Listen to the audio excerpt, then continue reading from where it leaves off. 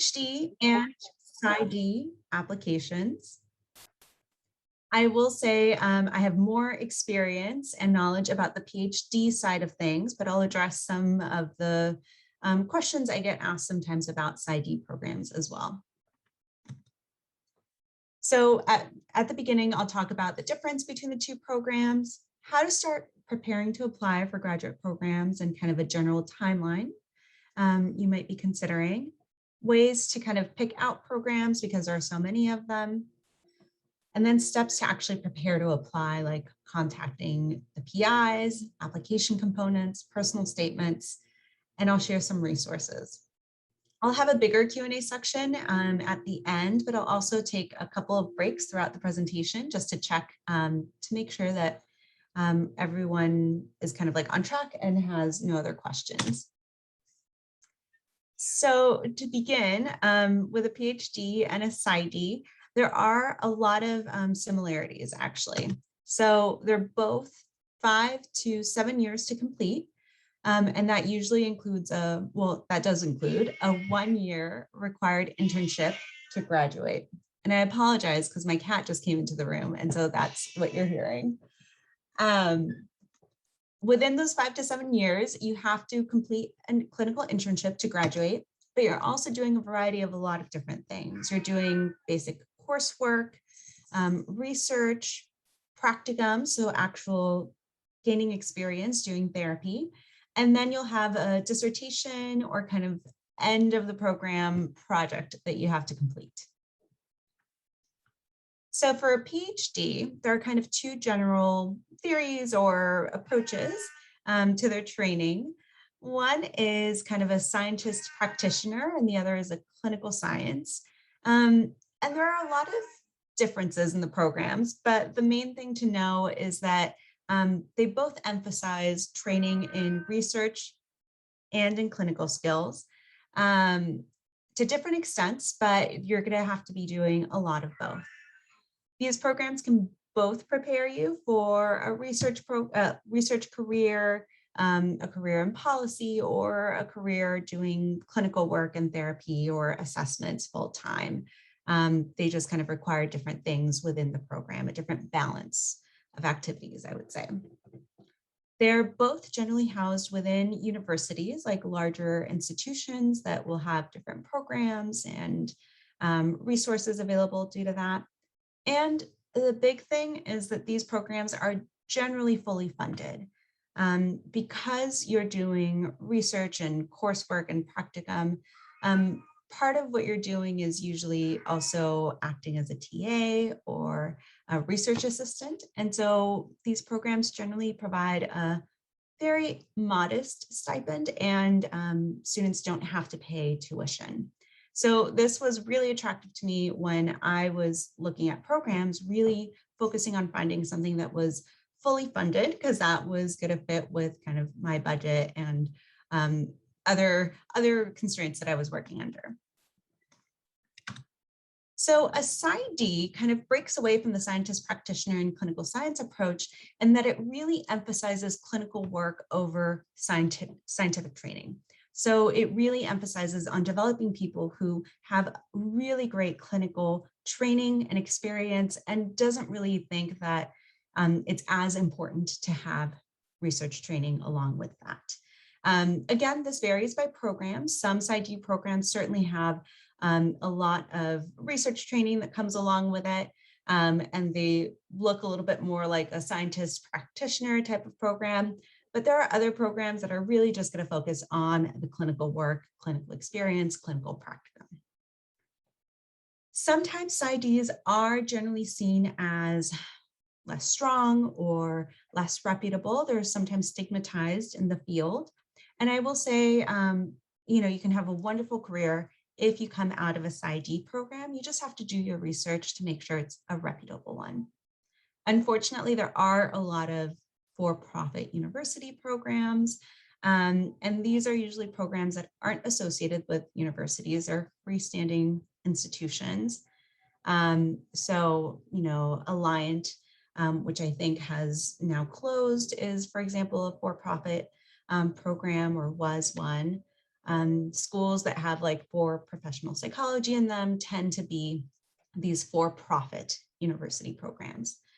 And the difficulty with these programs is that they're not always fully funded, which means that you're paying tuition of about $50,000 to maybe $60,000 a year for a long program. And sometimes they don't have really strong training. So I would really encourage that if you're very interested in a PsyD, go ahead and pursue it. Just look for the ones that are housed within universities and look carefully at kind of some of the admission data, which I'll go over in just a few slides. So I'm going to take a very brief break here and just see if there are any initial questions just kind of about the differences between a PhD versus a PsyD. Anyone is more than welcome to ask a question in the Q&A or in the chat. I know there's an anonymous feature in case you guys are more comfortable doing that. If we don't have any questions now, you are more than welcome to ask them along the way or at the end. And don't be shy.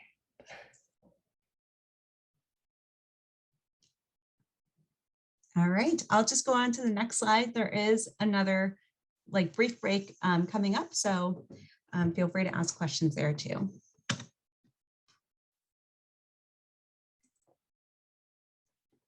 So when you're thinking about preparing to apply, one of the things you want to consider is when to apply.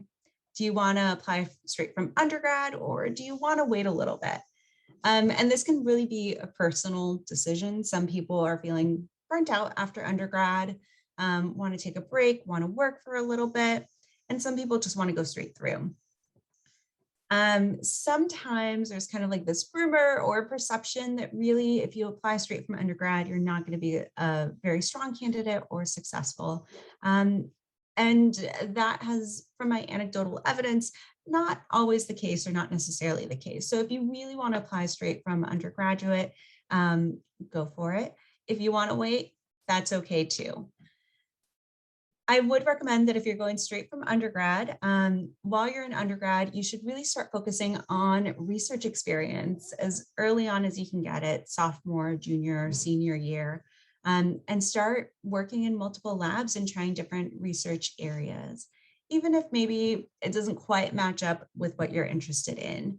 The important thing is to start being able to practice these skills, get experience in different areas, and really be able to demonstrate to graduate programs that you've had a lot of experience already, especially if you want to apply straight from an undergraduate degree. Other little things that you can do is that if you have the option to complete a senior thesis or an honors thesis, go ahead and do that, because that's a great way to show that you're doing research, you're actively engaged, you can kind of follow through on a project. If you can take advanced research methods or statistics courses, those are going to look great on your transcript as well. And really with your research experiences, if you can get any posters at local conferences, kind of like national conferences, or even get started on publications, that would be wonderful and really just kind of highlight all of the skills that you've already been working on. If you want to take some time off and maybe you want to get more research experience or feel like you're not quite as competitive, when you graduate from undergrad, you can certainly find kind of a more traditional lab manager position where you're managing different research studies, or you can find a paid research assistant job. So these positions are a little bit tricky to find. I would encourage you to start networking kind of early, let your professors and undergrad know that you're interested in these types of jobs and see what's available. Again, they don't need to be right in your specific area of interest, but really just having something that shows that you've kind of committed and have a lot of research experience even after graduating can be helpful. Unfortunately, because these jobs aren't always easy to find or easily available, sometimes people do it on a part-time basis or volunteer. And I know one of the concerns I've heard is that maybe if you're only doing it at a couple of hours a week instead of full time, that might show that you're less committed or you're not getting the same experience. But really, you don't have to worry about your job being full time. Just even showing that you're having kind of like high quality research experience a couple of hours a week, even on a volunteer basis, can be just as effective and successful for getting you into graduate school. One of the tricky things, and this is generally true for PhD programs, is that because there's a focus on research and clinical training, kind of like equally, clinical experience is generally not needed. So if you are really interested in gaining experience and want to find a paid position doing that, you can certainly do it. But there's no need to really focus on building up your research and your clinical experiences equally.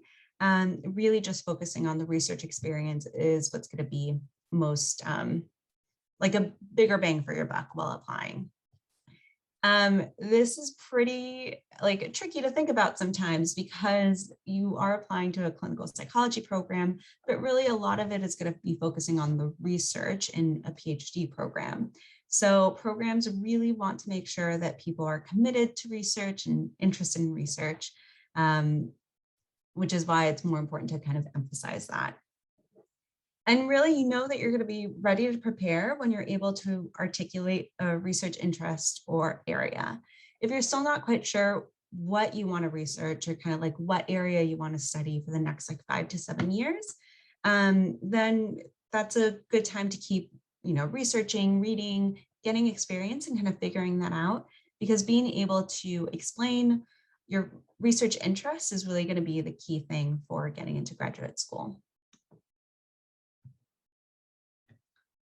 And here's a timeline that I found from this resource. I will show some of these resources again at the end. That kind of gives a suggested timeline for when you should be doing it.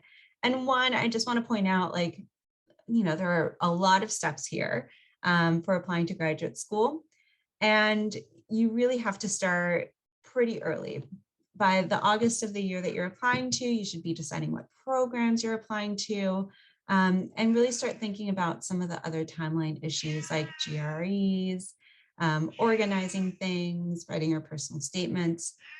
And the process can really go from August all the way until March or April when you have to make a decision about what programs to go to. So it can really take up a lot of time. And this is something to consider if you are super stressed, your senior year of college, and you want to apply, but you're also juggling a lot of different things. That might be a good reason why, waiting another year or two might be more helpful. So there are a lot of programs out there, especially for PhD programs, there are just tons. And so the main thing that you want to be considering when you're picking out a program is research fit. When you're admitted into a graduate program, you're admitted to work in a particular lab with a particular professor. Generally, there are some programs that kind of have an open system, but generally they're looking to admit a student for a particular person. So articulating a research fit and why you want to work with that person is going to be kind of the main way to get into a PhD program and pick out a program. I know that when I applied to undergrad, I had a lot of different things I was thinking about. I was thinking about like social life, or maybe the sports team, or geography, or ranking even of the program. And really for a PhD program, those things are much less important, and it's all about the research fit. Another thing that people don't generally think about is the importance of having an accredited program. What you're looking for is APA, which is American Psychological Association accreditation, or this newer Psychological Clinical Science Accreditation System, PSAS. The reason why this is really important is because to be able to graduate from your PhD program, you have to have a 1-year clinical internship. That's required. If you can't complete that, then you can't get a PhD, even if you do everything else, including your dissertation. These internships are accredited, and they're looking for people who are coming from these types of programs, from APA or PSAS accredited graduate programs. So sometimes people who go to less reputable programs can get stuck if the graduate program isn't accredited and can't match to an APA accredited internship program. So that could be a potential barrier to graduating. So something that's minor and people don't generally think about when they're looking at programs, but something that's very important. Accreditation also in a lot of states has to do with whether or not you can be licensed to practice as a therapist or doing assessment. So a small detail that can really have lasting impacts on your career or what you end up doing. So I mentioned this a little bit ago. It's important to look at admissions outcome data. That's listed on all the websites of programs that are APA accredited. It's one of the requirements. And so this can kind of give you some clues about the type of program, if it's kind of like a strong or high quality program, or maybe it might have some concerns. So the first one I just mentioned, which is finding out how many people are matching to APA internships. If people can't match, that delays their graduation date. Or if you match to an unaccredited internship, you may be able to graduate but not get licensed. So you want to make sure that you're looking for accredited graduate programs and that people are applying to or being accepted to accredited internships. They will also list on it a lot of information like how many people are licensed. And it's usually for they'll sometimes even list like for the people who have attempted to get licensure, how many have been able to get licensure. And that gives you a good sense of their training, if maybe there are barriers based on training to getting licensed in the future. It will also tell you how many people are dropping out. A lot of these PhD programs are small. We're talking about class sizes that could be as small as maybe 3 people or 15. But it's not like an undergrad where you might have hundreds of people in your freshman year class or even thousands, depending on the size of the school. And these programs, generally want to be graduating people. They're paying for your tuition and they're usually paying for a small stipend. So they really want to graduate you and kind of help with that investment. So if there are a lot of people that are dropping out or unable to complete the program, that might be another indicator about issues in the program or difficulties. In some programs that in some programs, the dropout rate is sometimes due to people being unable to match to these APA internships, which then means that they're unable to graduate. So again, another kind of indicator of the quality of the program. And lastly, you want to know how many people are being funded in the program. Is it 100%, the whole cohort will get funded? Or is it 2/3, 1/3, the majority? Again, that's just important for you to be able to plan. Is it likely if I get admitted to this program that I will have a stipend, or do I have to think about loans and going into debt for this program? Again, small cohorts are a really important part about picking out a program. Because you are being admitted into a lab, usually it's 1 or 2 people that are admitted into a lab per PI each year. So that's part of why there are small cohorts. And that means you're getting individual attention from your PI. It's not that you're competing for research projects or resources. And you're also in small classrooms and are in a small kind of group competing for practicum experiences where you're developing clinical skills. So a small cohort is usually a good indicator. And I know I just keep coming back to it. Looking for fully funded programs, just being aware of kind of the debt that you can get into if you don't go into fully funded programs, and also being mindful of the funding situation. It's usually not very luxurious or generous, but should be covering kind of the cost of living in the area. So, a very modest stipend will go less far in LA or New York City than it will at maybe a small university in a less desirable location, let's say.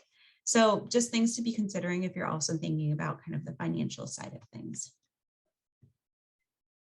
So once you have a list or an idea of where you want to be going, an important step is to start contacting PIs. And I know that this is a really kind of anxiety-provoking situation, and sometimes people just really don't want to do it, but I think it's such an important step. Because you are admitted to a lab and because many of these programs are fully funded, not every PI admits a student every year. So sometimes it's every other year, or sometimes they've had a couple of students for a few years, but they can't fund one this upcoming year. So, I think it's an important step because that way you're not wasting time and money applying to programs where the PIs aren't even admitting students and your application won't be considered in that situation. So I really emphasize the importance of emailing professors. And I also want to stress that it's a step where the email or the type of message you're sending is not going to make or break your application. So it's important, but kind of low stress. It's just a very brief email where you can say, I'm so-and-so, I'm graduating, or I've graduated from this university. I'm very interested in your research. I'm wondering if you would be, if you're admitting students this upcoming year, and you can attach your CV to that email. You don't have to be overly long or ask too many questions, and, don't ask questions that are already answered on the website.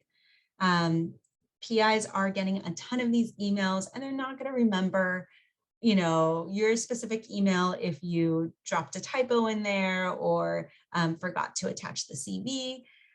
So it really isn't going to make or break your application in that sense. And be patient if it takes them a little bit of time to get back to you. They're getting a lot of these emails.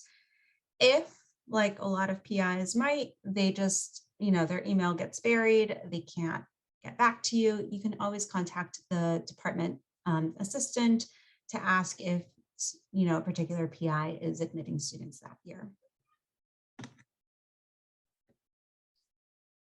And so when you're thinking about the application as a whole, there are a lot of different components. The GRE and sometimes the psychology GRE are required. I know many programs have been waiving it because of COVID, and I've checked a couple of websites and it looks like they are continuing to waive it, but I would really be careful about being sure what each specific program is doing. And I will say that it used to be that all programs required the GRE, a very small minority required the psychology GRE. So I remember when I applied, it was really only like 1 or 2 programs that required it. So that's something to consider because that's going to be more money and time spent preparing for that test if you want to apply to those programs. But I would certainly not let that requirement be a barrier to applying to the programs that you're really interested in. You'll also be needing 3 letters of recommendations. These can be from people that you've worked with as an undergrad in their research lab, or professors from different classes, especially if they've known you for a while, or even from, if you do any clinical type of work, a clinical supervisor. I would really encourage you to try to find high quality letters of recommendations from professors who know you really well, or people that you've known in their research lab for a while. And if it's anyone who kind of has a name, is known in research, that is also important. Again, having someone who's already established in the field, being able to vouch for you and your work can be helpful. You'll need official transcripts from your undergrad, any other graduate programs that you're at, or any other undergraduate institutions you studied at. Your CV, which will be like a resume, but more detailed and will list a lot of information about your research skill. And your personal statements. That will generally be kind of a brief personal statement that I'll talk about a little bit more in detail. And nowadays I'm hearing a little bit more about diversity statements also being part of it. And really importantly, deadlines really vary. There isn't as much of a universal deadline. So some deadlines start as early as November, some are as late as January. Just keep an eye on that. And especially when it comes to getting letters of recommendations from people, make sure that your recommenders know the deadline so that the letters get in on time and there aren't any issues because of it. So the bulk of your application is actually through the personal statement.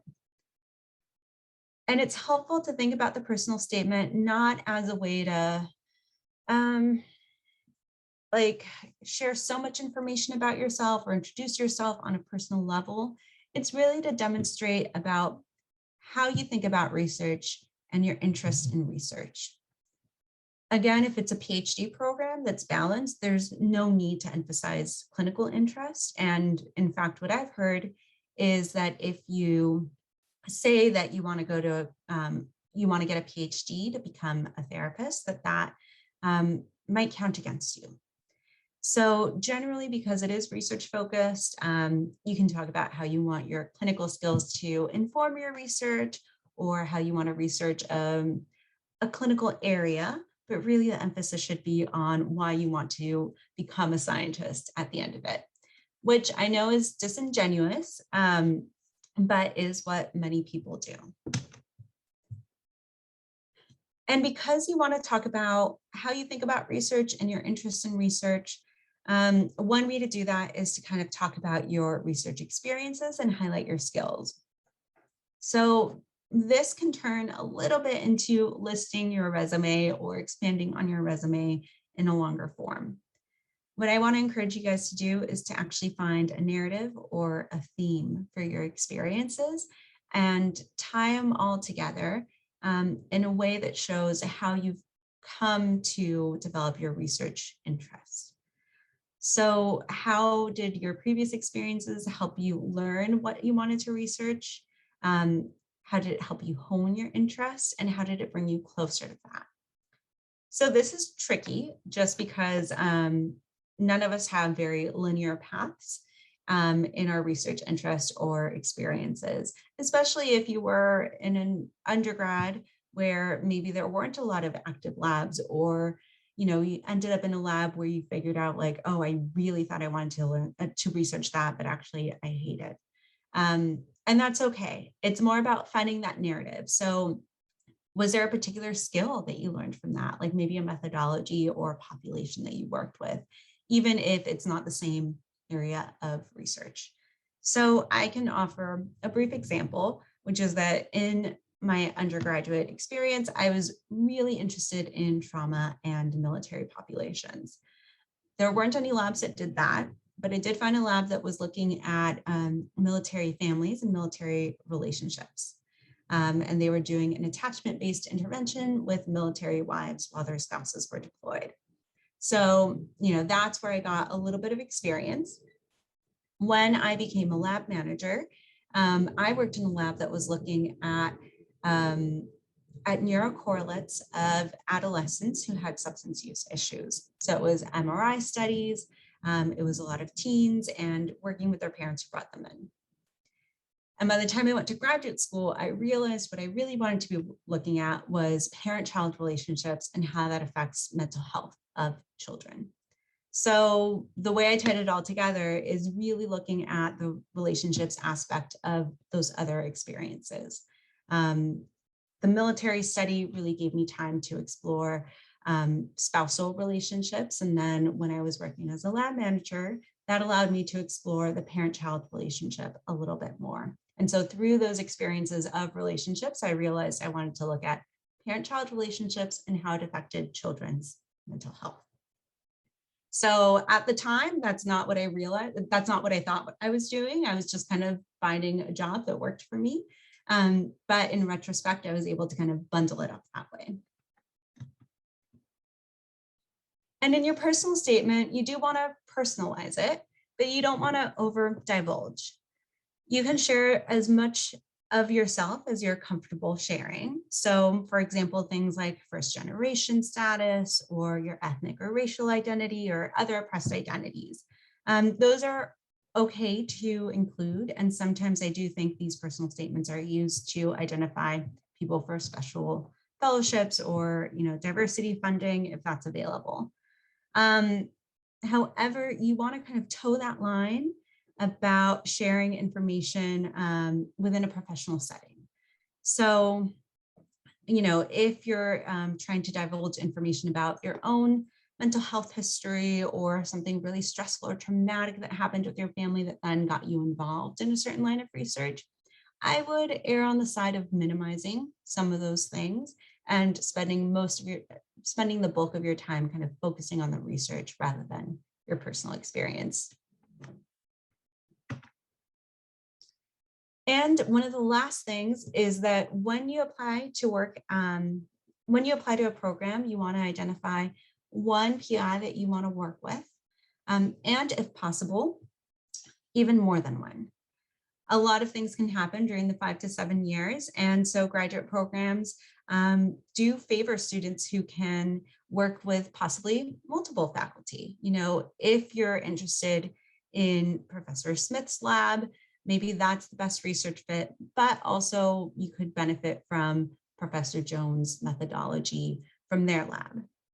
Finding other people that you can also learn from will kind of create that community and kind of help you be a stronger researcher as well. So if you can identify multiple faculty to work with and it makes sense, go ahead and name them in your statement.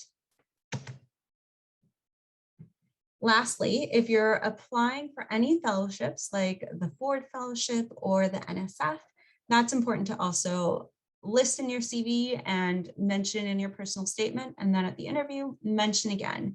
This is seen as really attractive that you're able to apply for fellowships, even if you haven't heard back that you've gotten it or anything like that. It's just an attractive quality to show how serious you are about research. Okay, so I see a couple of questions. I'll take a break here and answer a few.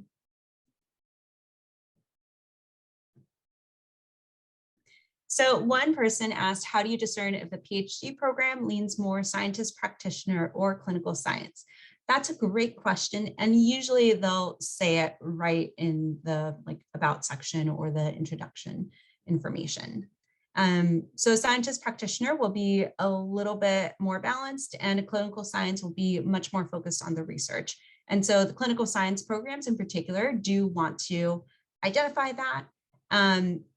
And they usually promote it quite a bit because it is more specialized training. And you can also look up accreditation through the PSAS organization that I mentioned to find a list of programs that have that status. Oh, someone said, I'm currently doing my master's in order to be a licensed mental health clinician. And now I'm thinking about a PhD. Do you think I should have directly applied to a PhD after my undergrad? So I will say that's more of a personal decision and not having more information. I kind of can't speak to that. But I will say that in general for PhD programs, you get your master's en route, which means that you don't have to have a master's prior to be admitted to a PhD.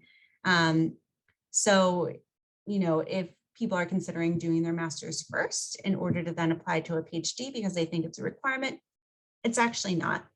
Doing a master's can be very helpful if you're, interested in psychology or interested in something, but don't know if you want to commit to a longer program. It can also be really helpful if you had a lower GPA during your undergraduate, because then you can show that you're able to have a stronger GPA at the graduate level.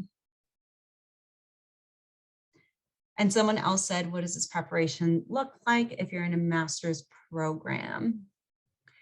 I would say it probably looks pretty similar. If you're in a master's program, making sure that your GPA is high and that you're still involved in research experiences. Having a master's but not being involved in research experience doesn't really trump being an undergrad with research experience. So it probably does not change all that much. someone said when I was an undergrad, when I graduate undergrad, I will have completed 3 theses, an undergraduate, an honors, and a master's thesis. Would this be a good amount of research experience? That is a very good question. I mean, I think it really strengthens your application, but I would recommend still having kind of a more traditional research experience of working in a lab, because that shows different skills, being able to work on a team setting, being able to maybe produce some of the research in posters or publications. I don't know if you've been able to do some of that with the honors or master's thesis. And being able to work under the supervision of kind of a more established researcher. But I think those things are really great for your application and are definitely going to strengthen it and make you stand out that you've had those 3 types of experiences already. Okay, should we still take the GRE if the programs you are interested are not requiring them or making them optional? I actually don't know if there's any benefit to taking the GRE if the programs are not requiring them. I suppose it could be helpful if you want to like strengthen your application, like if you're worried about your GPA, to then kind of like take the GRE to show that you can like score well on it. My sense is that GRE scores are generally less considered than other areas of the application.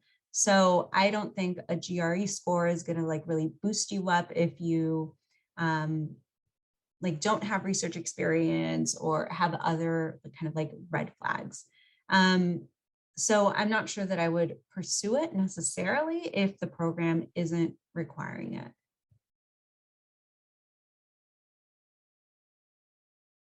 Does the application also include a research sample or proposal, or is it simply like a research interest like mentioned in the personal statement? It's really more of a research interest, kind of talking about your experiences and what you're interested in. Some of the fellowships like Ford or NSF do have a research proposal, and some programs might require it, but by and large, it will be the personal statement. Is it more difficult to get accepted into clinical psych programs if you're an international student? You know, I actually don't know about this. That is a really great question. I will say we had a couple of international students in my clinical program, graduate school, but they are in the minority. And I think that there are other requirements like the language equivalency that you have to take. Sometimes funding based on the source, because funding can sometimes come from the federal government, can also be a barrier for international students where they don't qualify for the same funding as traditional students. So that is something to also keep in mind and consider. But unfortunately, I just don't know very much on that topic. How many research experiences or years or months should I incorporate to be prepared to apply for graduate school? I really think as much as you can. You know, if you're an undergrad, if you can do about 2 years of undergraduate research experiences, that should be a good amount to apply straight from undergrad. And I would say if you graduated, doing like a 1 year type of research assistant could also be good. It's a little bit more too about the quality of the research that you're doing. So for example, if you're kind of going in and doing data entry once a week, that's not as good as, you know, going in and running participants through the study, entering data, but also cleaning data, and maybe helping a graduate student or the PI kind of do basic analyses or helping prepare things for publication, editing things, submitting posters. So you really want to be able to get kind of like a variety of experiences within your research lab or research experience. And that's more important than, you know, just kind of having a baseline amount. All right. So I am gonna keep going in the presentation, just being mindful for time, but we're close to the end, and then there are gonna be more questions at the end. Okay, so I have a couple of resources here that I've listed. The main one being this book that you can buy on Amazon, but really just get from the library. They update it annually. I don't really think that's necessary. Most of the information in it won't have changed too much year to year. So as long as it's more recent, that's helpful. So it includes information on kind of like how to apply, information on like the types of programs that I kind of went through, like practitioner scientist or clinical scientist or PsyDs, information about the interview process and all of that. So it's really helpful to read through. And then in the back, if I remember correctly, they actually like list all the programs and like their areas of interest and things like that. So that can be helpful. I would always just refer to whatever is on the actual schools or programs website to make a decision. There are also a couple of different resources that I've really enjoyed and definitely used as an undergraduate. So Mitch Prinstein is a researcher bigwig legend in psychology, and he's a professor at UNC. He is the training director there currently for the graduate program, and he's written a couple of just online guides that are free, PDFs that you can download, and they're like 20 to 30 pages long. Like he's put in a lot of work. So one is Mitch's uncensored advice for applying to graduate school in clinical psychology. And he also has a follow-up, which is I just got an interview, what do I do? That talks more about the interview process. And one of his students, Sophie Chukas Bradley, did her own perspective as a student on applying to graduate school in clinical psychology, including a step-by-step guide. And that's actually where I got that suggested timeline to put into one of the slides here. So I think these are really great resources. This one, the uncensored advice for applying to graduate school, has been recently updated. I'm not sure about these other ones, but that's really a wonderful resource. There's also the Council of University Directors of Clinical Psychology at clinicalpsychgradschool.org, which has a lot of information just about clinical psychology programs in general and lists a directory of programs. And lastly, these are controversial resources, but these are resources that I absolutely used and continue to use. One is the Student Doctor Forum, which has information about clinical psychology primarily, including, sticky threads on information to know before applying, how to apply, how to get in, interviewing. But really, it's a group of people who check the forum and use it for all sorts of things. So there's usually an interview thread for admissions into grad programs. There's an interview thread for an interview and application thread for internships and postdocs, and even a lot of messages about early career stuff. So that's a resource that I've used since I was an undergraduate and still kind of lurk on now. It can be very anxiety provoking. People do have a lot of strong opinions. People update a lot. So it's not for everyone, but I've certainly enjoyed it. And then similarly is Grad Cafe, which I haven't spent as much time on, but I think has a kind of a broader psychology perspective. So I think they have some information on like social psych and other psychology disciplines that aren't just clinical. So those are some of the resources that I would recommend and use to kind of guide the application process and make decisions. Okay, and now for the final Q&A.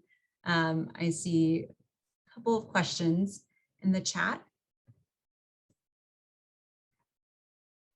You also have some, I have one other one in the chat and then one in the live stream, but I can ask those to you after you get to the ones in the Q&A.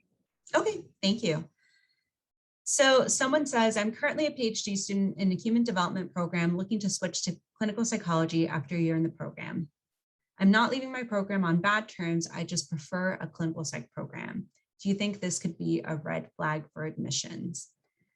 You know, I do think it could be a red flag for admissions if you don't address it. And I think this is a perfect thing to kind of bring up in the personal statement, you know, to say that you began the program, but really there was a different research interest or a different career trajectory that you were interested in, and to make the argument there.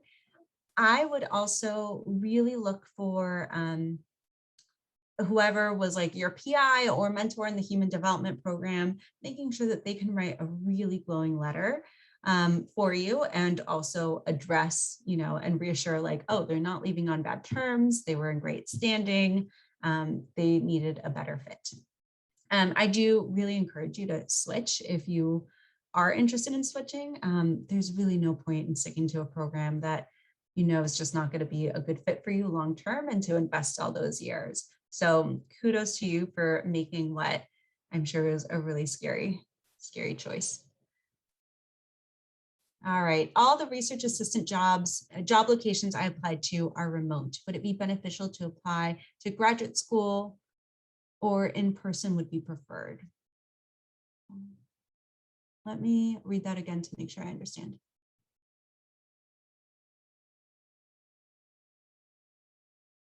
Okay, so I think the question is about research assistant jobs being kind of like long distance rather than like in-person work. And if that would be helpful for applying to graduate school.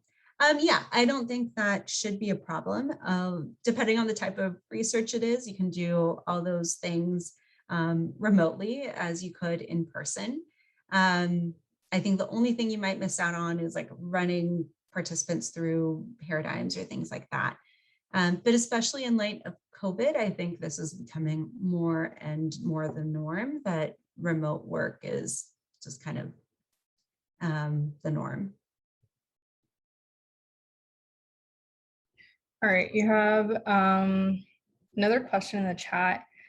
Seeing that admissions is competitive, what do you think is a good amount of programs to apply to? That is a great question. I'm trying to remember kind of like the rule of thumb. You want to be close to the double digits, like I would say between 7 to 10 or 12. But only really if these are going to be kind of like good matches and good fits. If you're applying to programs just to kind of like drive the number up, then that's not going to be particularly helpful. So definitely apply to fewer if you have an area that's just kind of like more niche or not as well represented. And it's really more about the fit rather than the number. All right, and we have a question from the live stream. Are clinical psych PhD programs more likely to accept applicants with more real-world career experience in the psychology field, as opposed to applicants right out of a grad or undergrad program? I'm assuming that means master's. Yeah. You know, I feel like anecdotally, or what people say is that it's really based more on like research experience, rather than, for example, if you are a master's level therapist who then wants to get a PhD, I don't think that's seen as more beneficial or strong if there's less of that research experience. Sometimes people do say that it's a little bit harder to get in straight from undergrad, even with research experience, but that hasn't been kind of like my experience or what I've seen. Yeah, I think it depends on like what the real world experience is that you're talking about. If it's a lot of like research based experience, then that is certainly going to be beneficial and seen really strongly than other types of experiences. All right, I don't see any more questions. Yeah. I know sometimes there's some final ones, so if you're typing them, definitely don't rush, take your time. I have a question for you. You mentioned that you are first generation in your family, and I know we have a couple people in the audience who might be from that background. What would you say is the biggest piece of advice that helped you move forward through the application process as a first generation student? I would say I kind of alluded to this in my intro slide, but really mentorship. I had an undergraduate professor who I took classes with, and I worked in her lab for a year and a half, 2 years before applying to graduate school. And she was my go-to person. When I had questions, she was really available to do a lot of mentoring and really guided me along the path. So I would say finding like a trusted person who can kind of look over personal statements with you, spitball things with you, give you advice. I will say she was the big reason why I turned down my my first admission straight out of undergraduate because of the funding situation. She was the one that gave me information and resources about kind of like outcomes, the debt that I might take on, and was a really important reason why I went on the path that I did. So yeah, I think mentorship and just having support in that area. And what would be something that you wouldn't do again? Like if you were to tell yourself from like when you apply to grad school, like, oh, don't do this, it's gonna be really stressful. What would it be?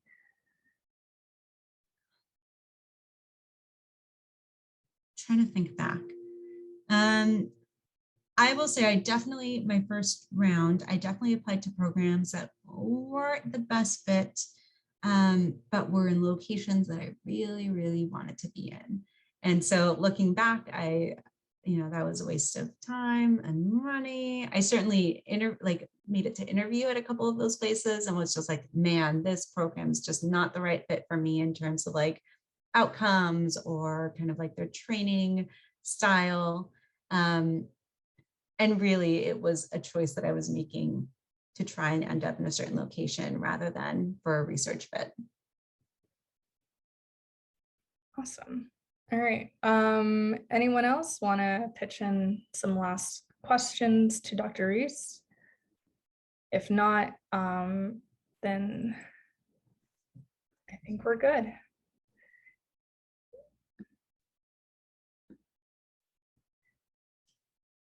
Well, let me check the live stream too. I have to flip back and forth. No questions there. Either way, this video is being recorded. It's going to be uploaded to our YouTube channel if you want to go back to see anything that Dr. Rui said. And the resources that she mentioned are going to be linked in the description box, so no worries if you missed that. In the chat, I did put a spreadsheet that lists all US and Canadian clinical psychology and counseling psychology PhD and PsyD programs and whether they require the GRE or not, and even the psychology GRE. And yeah, something in the chat, but it's a thank you. So, oh, you do have a couple. I'm graduating in 3 years with my undergraduate degree, and because of the pandemic, I wasn't able to seek research experience. I'm currently a senior and have found an RA position in my college. Would you advise me to apply now or wait? So I would say that research experience is going to be like the biggest chunk of your application and why you're going to be like a strong graduate student. So if you have some research experience and feel like that's enough to kind of know what you want to do and go to graduate school, then you can go ahead and apply. But if it's been really limited, I would really encourage you to complete that RA position and then apply afterwards.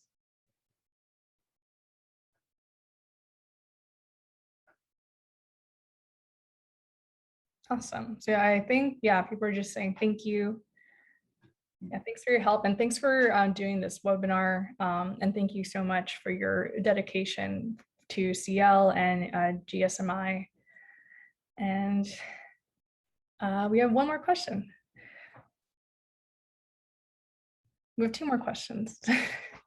I knew they were going to come in. Yeah, I wonder, could I be contacted through Científico Latino? Is that possible to have like messages forwarded to me? Yeah, I'll let the people who Yeah, handle the main email know. So I'll type in our regular email wonderful. to, to everyone actually.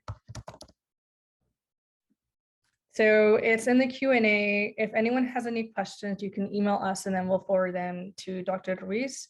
We have one more question in the chat. I'm not sure if you can see it because it's not in the Q&A, but I can definitely read it if you can't see it. Oh, I think so, about the 2 masters in journalism, that one. Okay. Well, first of all, this is really cool. I have 2 masters in journalism and more than 7 years of experience in the field, but I would definitely like to pursue a career in psychology, specifically clinical psychology. Should I apply for a master's? What's the best way for me to do it? So I think this is actually a really good example of a time when applying for a master's is really helpful, um, because you already have a ton of education and experience, but unfortunately it's not related to a PhD.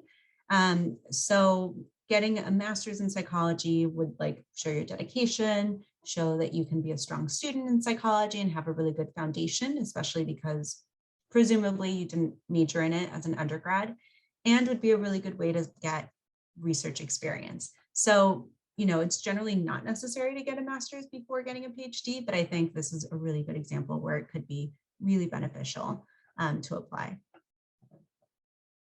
Awesome. Okay, then I think we're at a good stopping point. I'm